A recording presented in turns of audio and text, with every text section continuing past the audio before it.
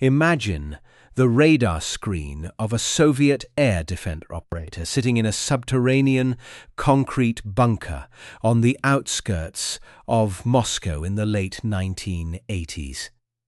He is staring at a green cathode ray tube, watching the electronic pulse of the most heavily defended airspace on the planet. He has overlapping coverage from early warning radars, target acquisition arrays, and fire control systems linked to thousands of surface-to-air missiles. He feels secure, knowing that any American bomber entering his sector would light up that screen like a Christmas tree, long before it could drop its payload. But what he does not know, and what his equipment cannot tell him, is that a nuclear-armed shadow, weighing 336,000 pounds, is already slipping through the gaps in his radar coverage, carrying enough thermonuclear yield to erase his entire chain of command. This is not science fiction. This was the singular, terrifying purpose of the Northrop Grumman B-2 Spirit. Before we dissect the anatomy of this invisible doomsday machine, if you want to understand the brutal realities of military strategy and the weapons that shape our world, hit that subscribe button, turn on notifications, and join our command post. We analyze the tactics, the logistics, and the raw firepower of modern warfare, and your support keeps this channel on the offensive. To understand why the United States spent over $2 billion per aircraft to build a flying wing, we have to rewind the clock and look at the brutal mathematics of strategic bombing. Since the dawn of military aviation, the bomber has been locked in a deadly evolutionary arms race with ground-based air defenses. In World War II, the United States Army Air Forces believed that heavily armed bombers flying in tight formations could fight their way to the target. That doctrine died a bloody death in the skies over Germany. During the disastrous Schweinfurt-Regensburg mission in August 1943, the 8th Air Force sent 376 B-17 Flying Fortresses deep into hostile territory without fighter escort. They lost 60 aircraft. 600 men were gone in a single afternoon. The lesson was written in burning aluminum and shattered glass. Armor and machine guns could not protect a bomber from a determined, integrated defense network. Fast forward to the early days of the Cold War, and the paradigm shifted to altitude. The doctrine dictated that if you flew high enough, the enemy could not reach you.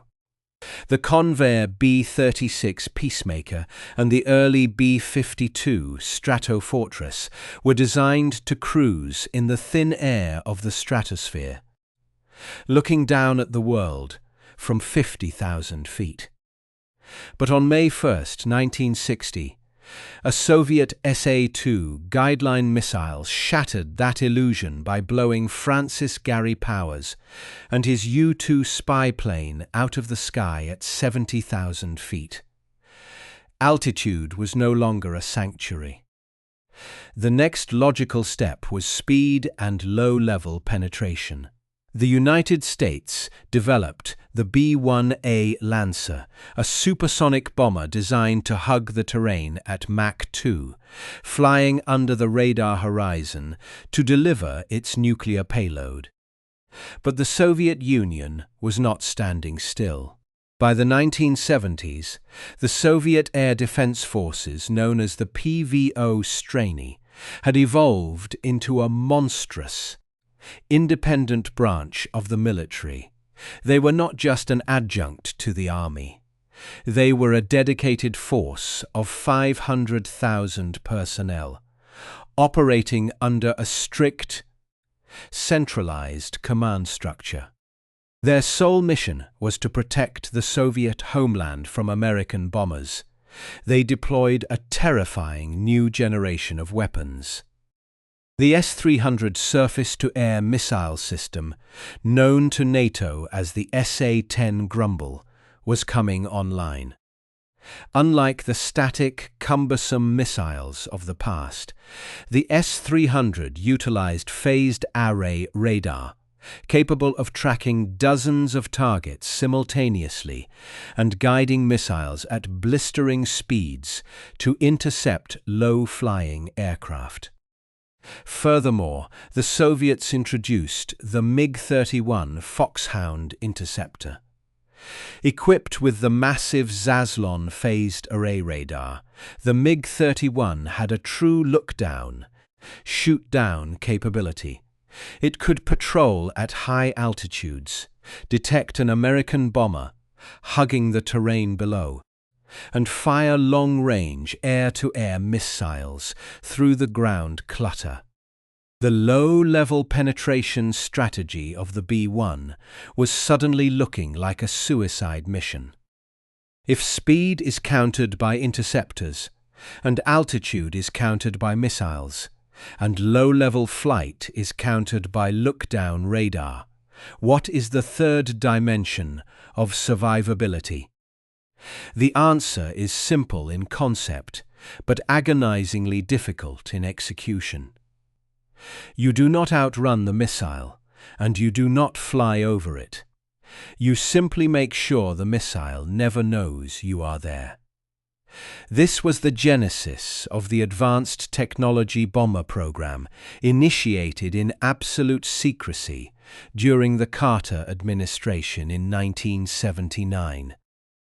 The strategic context of this era cannot be overstated. The United States and the Soviet Union were locked in a staring contest with thousands of megatons of destructive power on a hair-trigger alert.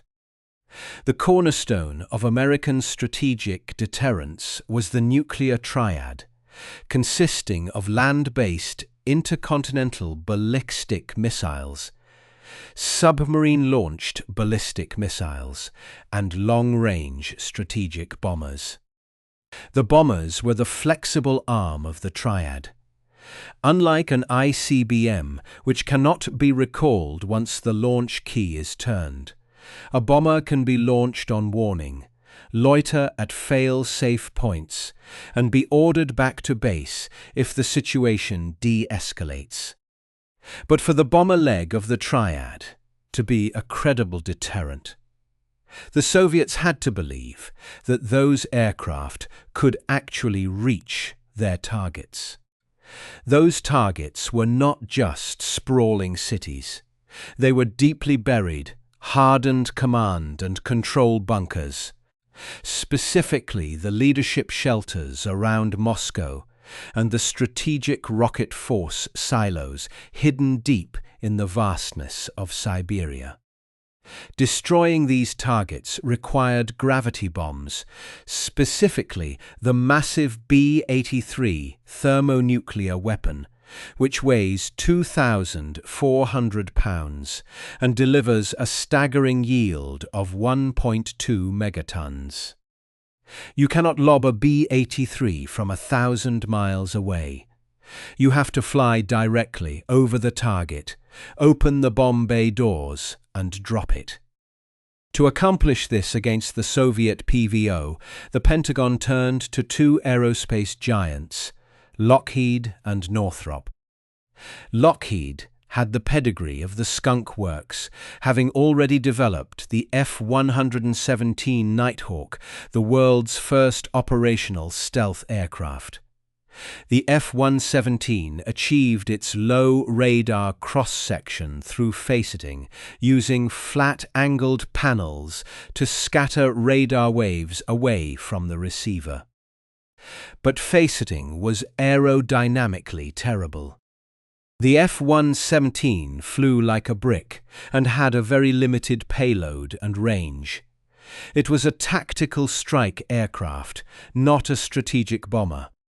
Northrop, on the other hand, went back to the visionary dreams of its founder, Jack Northrop. Decades earlier, in the late 1940s, Jack Northrop had built the YB-49 flying wing. It was an aerodynamic marvel, eliminating the drag of a conventional fuselage and tail section. The YB-49 was ultimately cancelled due to stability issues and political maneuvering, a heartbreak that reportedly devastated Jack Northrop. But the engineers at Northrop remembered something interesting about the YB-49. During test flights, it had an unusually small radar signature for an aircraft of its size. The flying wing design, with its smooth, continuous curves and lack of vertical stabilizers, was naturally stealthy. When Northrop submitted its proposal for the advanced technology bomber, they presented a flying wing. But unlike the YB-49, this new aircraft would be stabilized by advanced, quadruple redundant fly-by-wire computers, making the inherently unstable design flyable. In 1980, a dying Jack Northrop, confined to a wheelchair and unable to speak, was brought into a highly classified room and shown a model of the ATB. He reportedly wept, writing on a piece of paper that he finally knew why God had kept him alive for the past 25 years. It is a poetic moment in military-industrial history, but the reality of building the B-2 was a nightmare of engineering and logistics. Let us compare the industrial and doctrinal realities of the two superpowers at this moment.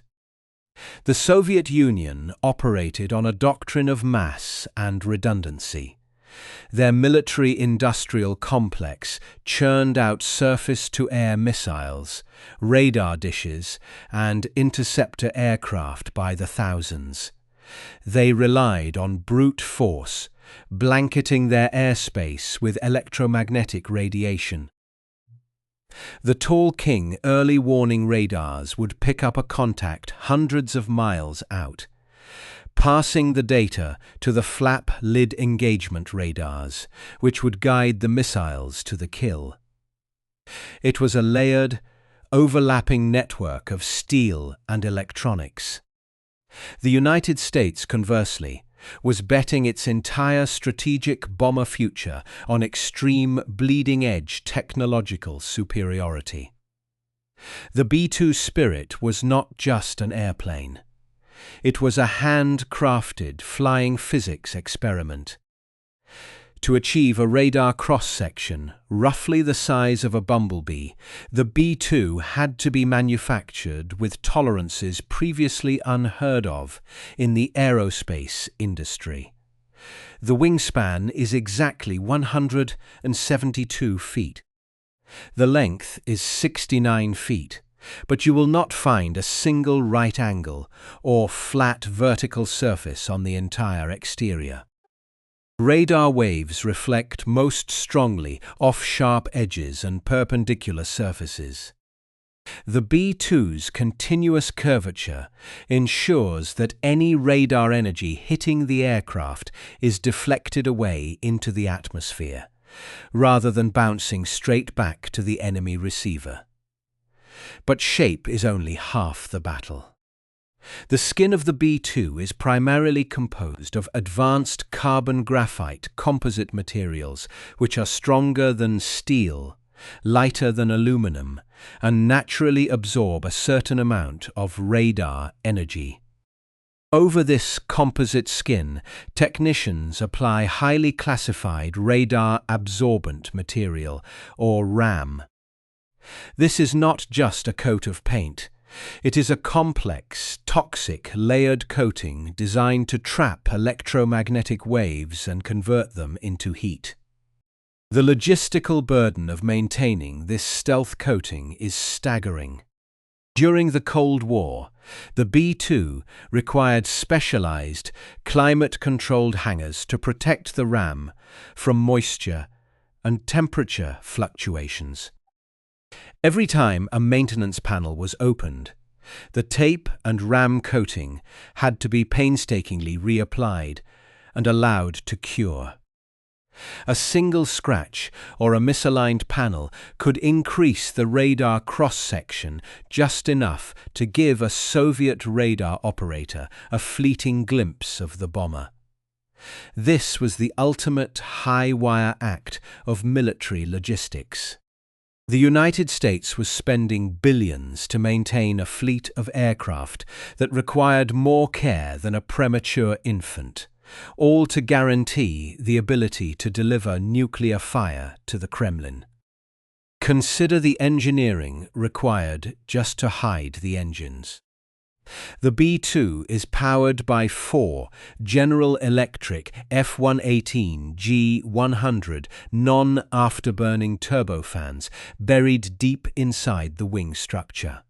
If you look at a conventional bomber like the B-52 or the B-1, the engine nacelles hang down below the wing, presenting massive radar reflectors and blazing infrared targets. On the B-2, the air intakes are positioned on the top of the wing in an S-duct configuration. This means the radar waves cannot look directly down the intake and bounce off the spinning compressor blades, a phenomenon known as specular reflection. The exhaust is equally critical. Heat-seeking missiles and infrared search and track systems were becoming increasingly lethal in the 1980s. To counter this, the B-2's exhaust is routed through a complex cooling system. The hot exhaust gases are mixed with cold bypass air from the intakes and then expelled over a heat-resistant surface lined with titanium and specialized ceramics. This flattens and cools the thermal plume, making the massive bomber practically invisible to infrared sensors from below. The human factor in this strategic equation is often overlooked, but it is deeply vital. The B-2 was designed for missions that could last 40 hours or more, flying from Whiteman Air Force Base in Missouri, across the globe, penetrating Soviet airspace and returning home. There are no overseas bases for the B-2. It is a sovereign instrument of global strike. Inside the cockpit, there is a crew of only 2, a pilot and a mission commander. They sit side by side in a pressurized capsule surrounded by digital displays. Behind the seats, there is just enough room for a folding cot, a small microwave, and a chemical toilet. For 40 hours, these 2 officers have to manage their fatigue, monitor the complex fly-by-wire systems, and prepare to execute the most destructive orders ever given to a human being. They are completely isolated. During a penetration mission, the B-2 operates in total radio silence. It does not emit any radar signals of its own, relying instead on passive sensors to map the electronic order of battle below. It is a ghost ship, navigating by the stars and inertial guidance, hunting for the blind spots in the enemy's radar net. But how does a bomber with a gross weight of 336,000 pounds actually hide from the weather? The environment itself is a hostile actor. At cruising altitudes of 40,000 feet, the temperature drops to -60 degrees Fahrenheit. Under these conditions, the hot, moist exhaust from the jet engines instantly freezes, creating a long, white condensation trail, or contrail. A contrail stretching for miles across the sky is a dead giveaway. rendering all the billions of dollars spent on radar-absorbent materials completely useless. A Soviet interceptor pilot would not need a radar. He would just need a pair of binoculars. To solve this, Northrop engineers installed a classified lidar system in the tail of the B-2. This laser sensor constantly monitors the air behind the aircraft. If it detects the formation of a contrail, it alerts the pilots, who can then adjust their altitude to find a drier layer of air where contrails will not form. It is an obsessive level of detail, a testament to the uncompromising nature of the Cold War strategic standoff. Every single variable, from the microscopic alignment of a maintenance panel to the humidity of the stratosphere, had to be controlled. The standoff between the United States bomber fleet and the Soviet Air Defense Forces was a high-stakes chess match played with apocalyptic consequences. The Soviets had built a fortress of steel and radiation, confident that they had finally closed the skies. The Americans responded by building a weapon that simply ignored the rules of the game. They created an aircraft that stripped away the enemy's situational awareness, turning their massive radar arrays into nothing more than expensive metal monuments. But drawing a stealth bomber on a blueprint and successfully manufacturing, it is only the prelude to the actual conflict.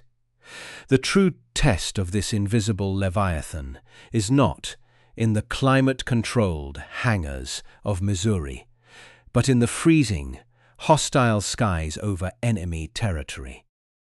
How do you take this delicate, multi-billion-dollar physics experiment and actually fly it through a gauntlet of hostile radar beams without triggering a single alarm? Penetrating hostile airspace is not a matter of simply flying a straight line from point A to point B and hoping the enemy is asleep at the switch.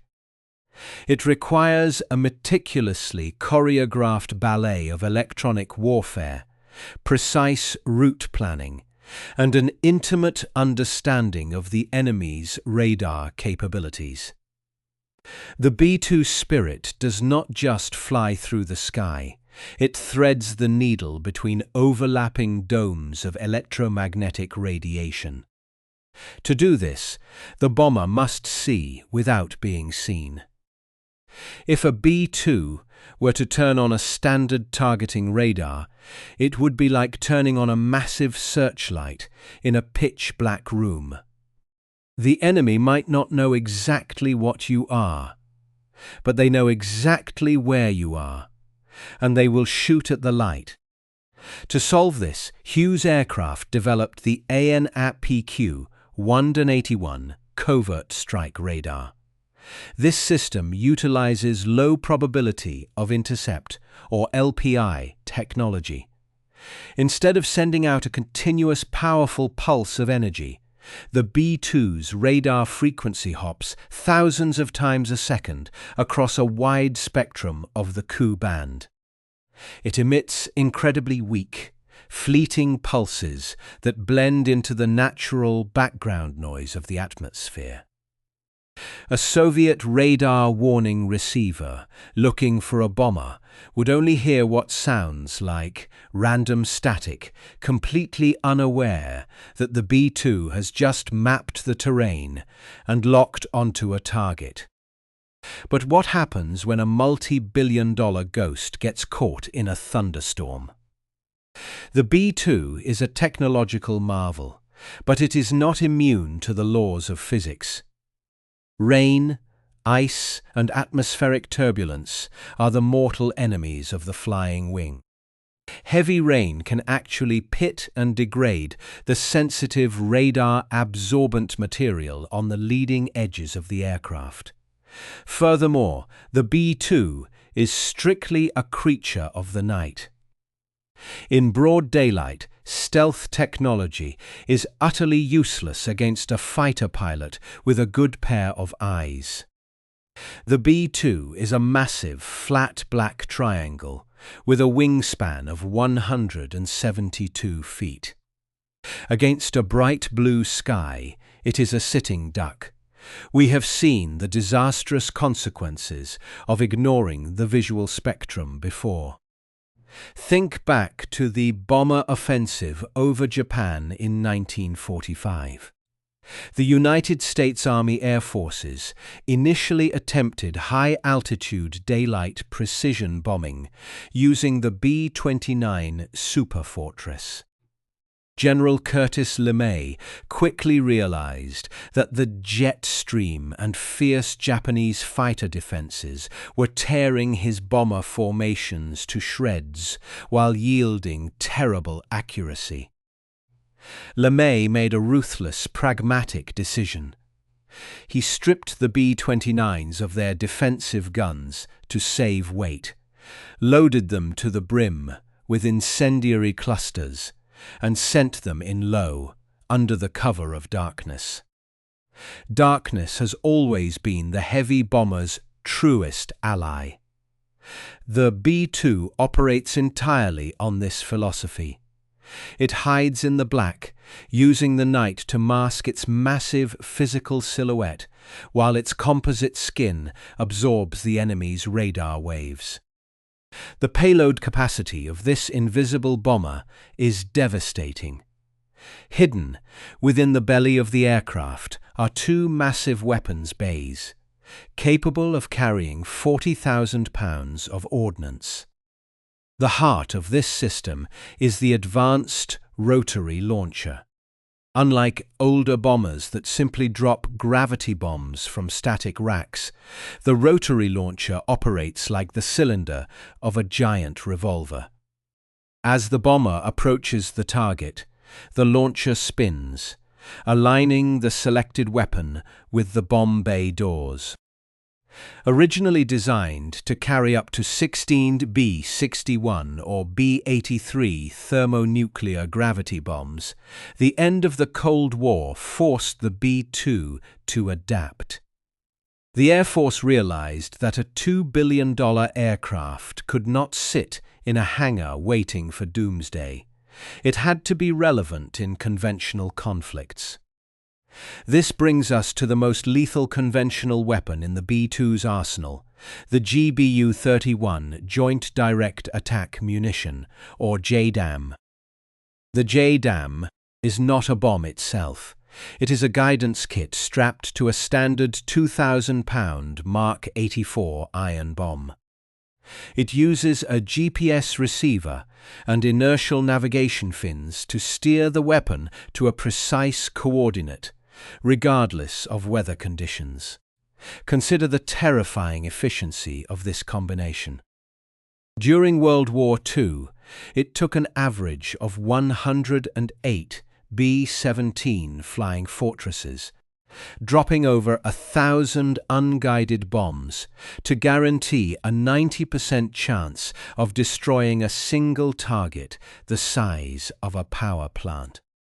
The B-2 Spirit can carry 16 2,000-pound JDAMs. In a single pass, one B-2 can independently target and destroy 16 separate, hardened structures with pinpoint accuracy. The theoretical capabilities of the B-2 were debated in the halls of the Pentagon for a decade. But the true crucible of any weapon system is combat. On March 24, 1999, the theoretical became violently real. Operation Allied Force was launched to halt the ethnic cleansing in Kosovo. The target was the Federal Republic of Yugoslavia. The Serbian air defense network was not a joke.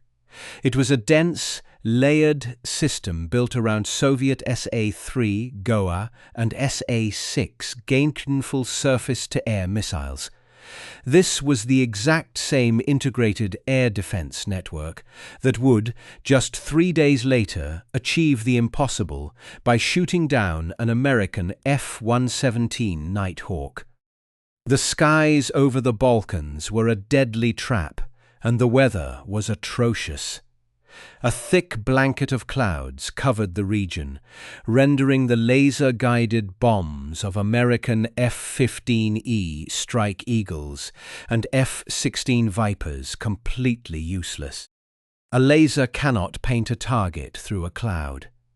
How do you destroy a hardened command bunker when your targeting pod is staring at a solid wall of grey moisture? You call in the Spirit. The mission profile for the B-2's combat debut was a logistical nightmare. Because the stealth bombers require highly specialized, climate-controlled maintenance facilities, they could not be deployed to forward bases in Europe. They had to fly directly from Whiteman Air Force Base in Missouri. This meant a 30-hour round trip. 2 B-2s launched into the night sky, heavily loaded with JDAMs. Inside the tiny cockpit, the 2 pilots were strapped into their Aces II ejection seats, surrounded by glowing multi-function displays. For a mission of this duration, fatigue is a lethal enemy. The pilots operated on strict rest cycles, utilizing a folding cot behind the seats, and relying on prescribed stimulants, commonly known as go pills, to maintain razor-sharp focus during the critical penetration phase. Hours into the flight, out over the freezing expanse of the Atlantic Ocean, the B-2 had to rendezvous with KC-135 stratotankers. Aerial refueling is a dangerous, violent procedure even in daylight. Doing it at night in radio silence, while maintaining a precise speed of 300 miles per hour, requires nerves of steel. The massive bomber slides up behind the tanker. The refueling boom connects with a heavy metallic clunk, and tens of thousands of pounds of highly flammable jet fuel are transferred in minutes. If they miss the tanker, or if the boom damages the stealth coating, the mission is scrubbed. But the refueling was successful, and the Ghosts pushed eastward toward Europe. As they approached Yugoslav airspace, the electronic warfare officers in the rear of the AWACS command planes watched the Serbian radar grid light up. The Serbs were actively scanning, hunting for incoming strike packages. The B-2 pilots descended into the weather, relying completely on their synthetic aperture radar and pre-programmed flight paths. They were flying a 336,000-pound aircraft through hostile skies, completely blind to the outside world, trusting the stealth coating to do its job. The Serbian SA-3 operators stared at their scopes, seeing nothing but atmospheric clutter. Approaching the capital city of Belgrade, the B-2s prepared for the most vulnerable moment of the flight. In order to drop the bombs, the massive bomb bay doors must swing open. For a few terrifying seconds, the smooth radar-deflecting belly of the aircraft is broken. The radar cross-section spikes dramatically. If a Serbian radar happens to sweep that exact patch of sky at that exact moment, the B-2 will be painted on their screens.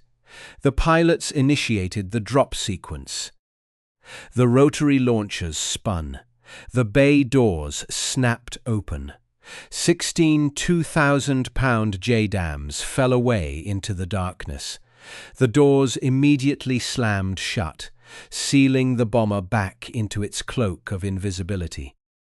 The bombs fell blindly through the thick cloud cover, their GPS receivers locking onto the satellite constellation orbiting high above the Earth.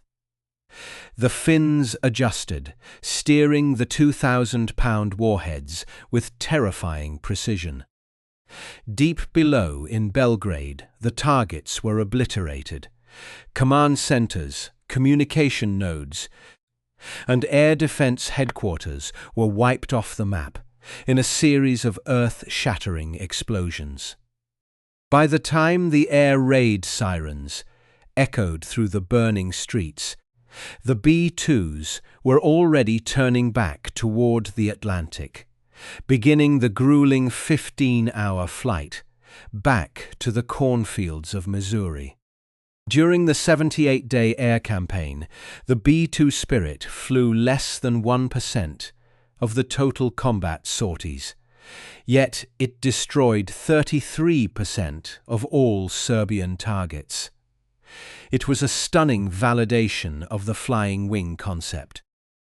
The B-2 proved it could kick down the door in the Balkans. But the skies over Yugoslavia were a minor league game compared to the heavily defended airspace of the modern Pacific, or the rugged, mountainous fortresses of the Middle East.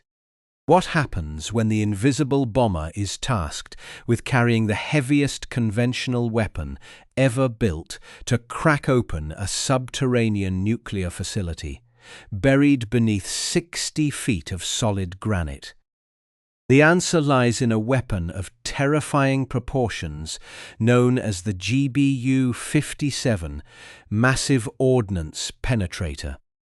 The MP is not a smart bomb in the traditional sense. It is a 30,000-pound kinetic spear designed to alter the geology of the Earth. To understand the necessity of this weapon, we have to look at the evolution of enemy fortifications. Following the collapse of the Soviet Union, adversarial nations observed American air power dismantling the Iraqi military during Operation Desert Storm in 1991. During that conflict, the United States Air Force desperately needed a weapon to crack Iraqi command bunkers buried deep underground. They hastily bolted together 8-inch artillery barrels to create the GBU-28, a 5,000-pound laser-guided bomb. It was a desperate, improvised solution that worked, but it was dropped from non-stealthy F-1111 Aardvarks and F-15E Strike Eagles. In a modern threat environment, against nations like Iran or North Korea, those non-stealthy jets would be blown out of the sky by advanced surface-to-air missiles long before they could release their payload. Rogue states learned a harsh lesson from the Gulf War, realizing that if they built their nuclear centrifuge facilities and command nodes above ground, American smart bombs would obliterate them on day one of a conflict. So they started digging. They burrowed deep into the sides of mountains, encasing their most critical military assets under 60 feet of solid granite and heavily reinforced high-seps concrete.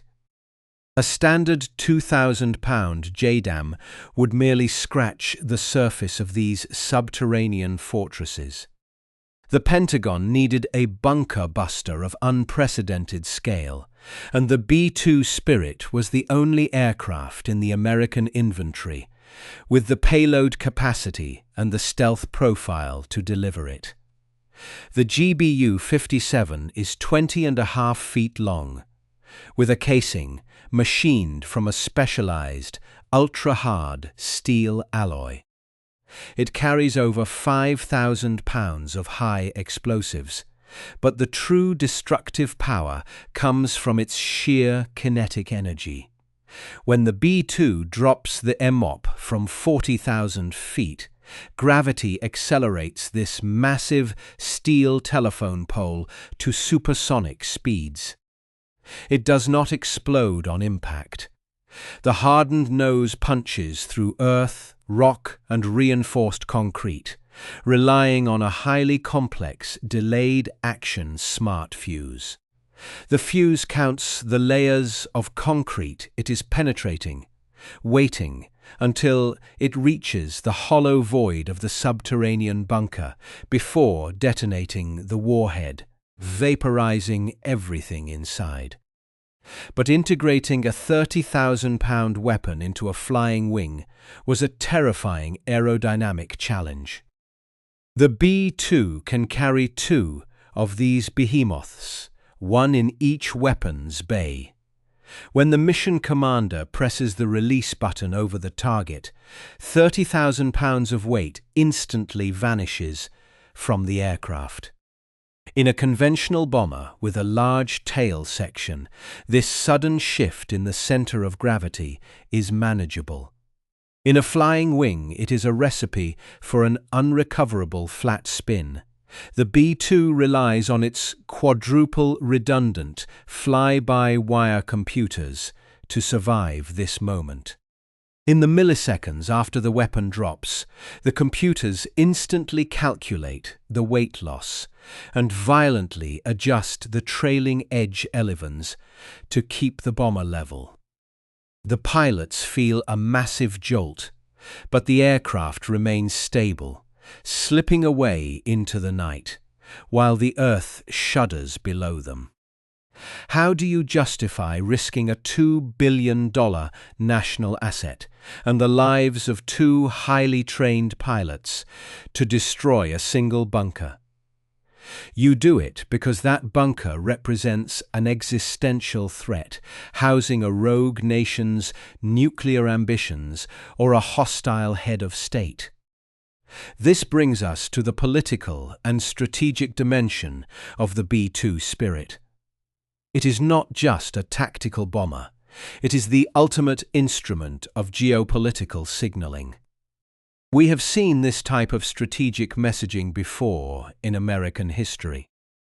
In 1907, President Theodore Roosevelt sent a fleet of 16 white-painted battleships, known as the Great White Fleet, on a 14-month voyage around the world. It was a massive show of force, a physical demonstration that the United States could project naval power anywhere on the globe, effectively checking the territorial ambitions of rival empires.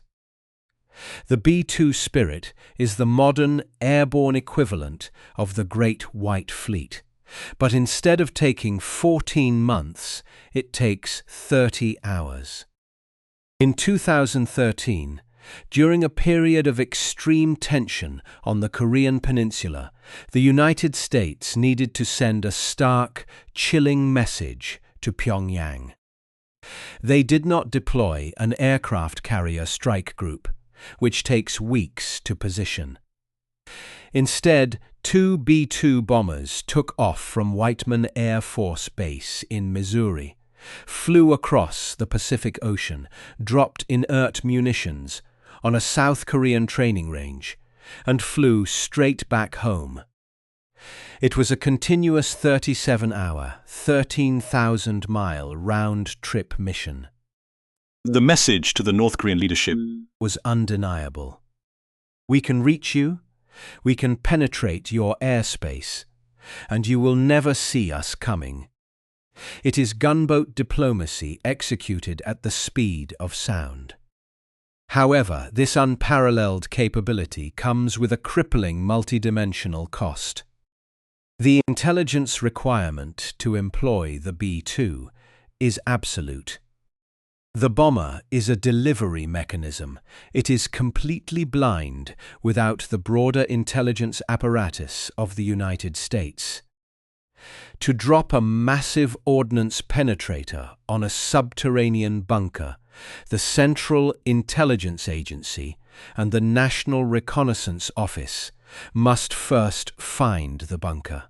They rely on a web of KH-11 optical spy satellites, signals intelligence intercepts, and human assets on the ground to pinpoint the exact coordinates of the ventilation shafts or the blast doors. If the intelligence is wrong, if the coordinates are off by 50 feet, the B-2 risks everything just to blow a highly expensive hole in an empty mountain. Then there is the economic and logistical nightmare of maintaining the Spirit fleet. The B-2 is arguably the most maintenance-intensive aircraft in the history of aviation. For every single hour a B-2 spends in the air, it requires over 50 hours of maintenance on the ground. The cost to fly the bomber is estimated at over $130,000 per flight hour. The specialized radar-absorbent material is incredibly fragile. It must be meticulously inspected, taped, and cured in climate-controlled hangars. This extreme logistical fragility limits the operational tempo of the fleet. Out of the 21 aircraft originally built, only 19 remain in service today. We have seen this logistical trap destroy formidable weapons systems in the past. In the final years of World War II, Nazi Germany produced the Tiger II, or King Tiger tank.